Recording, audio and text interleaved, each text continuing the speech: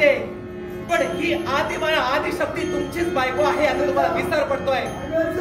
मी जर ठरवलं ना तर माझ्या शक्ती सामर्थ्याच्या योगातून मी काही करू शकते, पण त्याच्याही पलीकडे जाऊन ते मला पुरवायचं आहे, ते माझ्या भक्तांना मला इच्छित फळ द्यायचं आहे. त्यापासून या आदिमाया कुणीही रोखू शकत नाही. आणि म्हणून ऐका महादेव, ऐका, ही तुमची गिरजा, या विश्वाची विश्वधर्मी आदिमाया आदिशक्ती प्रतिज्ञेच्या वाणीनं तुम्हाला सांगते, प्रतिज्ञेच्या वाणीनं तुम्हाला सांगते, मी निश्चितच मी माझ्या भक्तांचं रक्षण करेन, मी माझ्या भक्तीचं रक्षण निश्चितच करेन.